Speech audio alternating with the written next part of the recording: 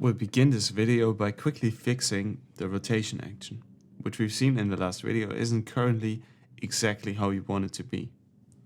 Since it was the exact opposite of what we wanted to achieve, I'll just change the angle for turn right to 90 and the angle for turn left to -90, which should be all we need to change to make our chicken always face the right direction.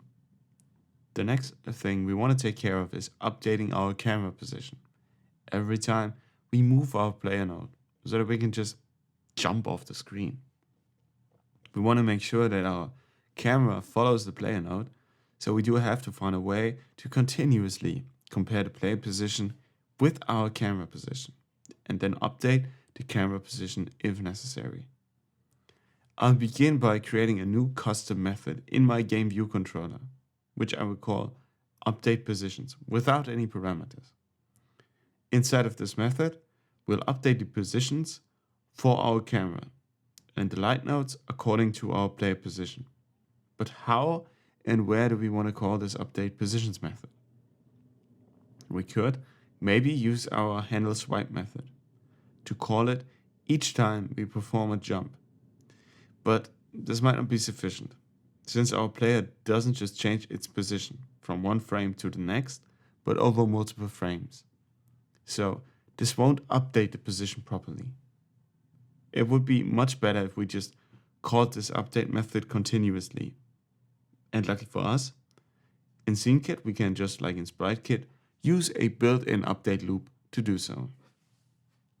To add this, I will create another extension for our GameViewController class, which will add the SCN renderer delegate protocol to my class.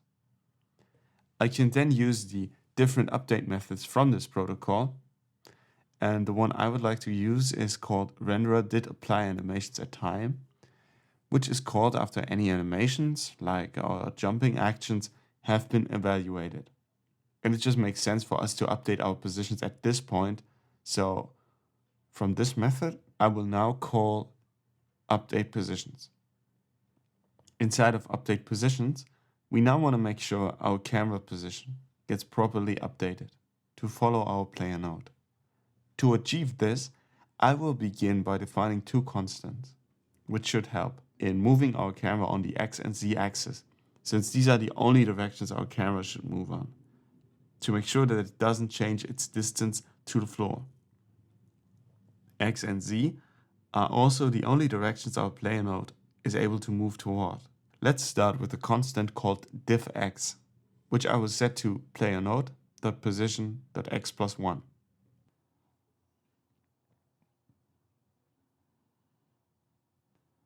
And then subtract camera node.position.x. I can then define another constant called diff_z as player node.position.z+2, and then subtract camera node.position.z.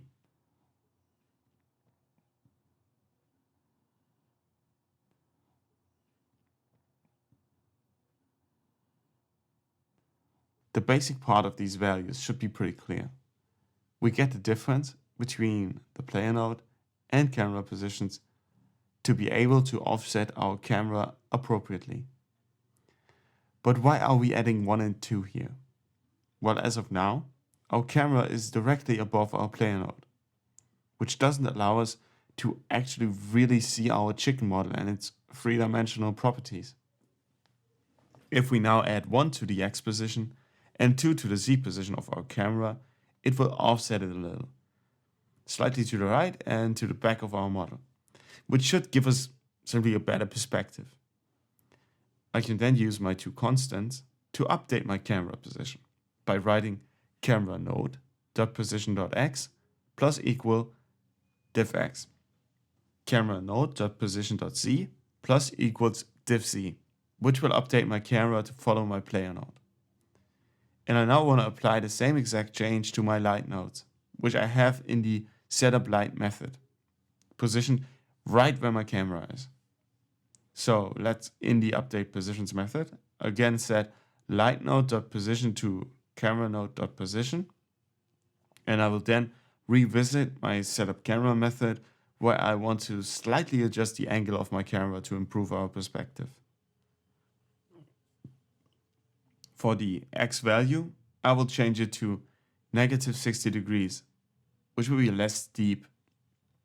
And the Y value should be 20 degrees to be a little more from the side.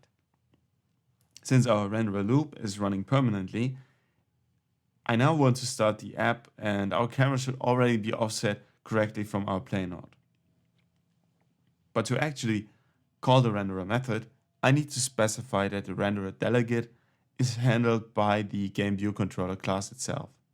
And I'll do this in my setup scene method, where I now want to, right after initializing our scene view, set sceneView.delegate, which is a property of the optional type SEN scene renderer delegate, to self, so that our method in the extension actually gets called.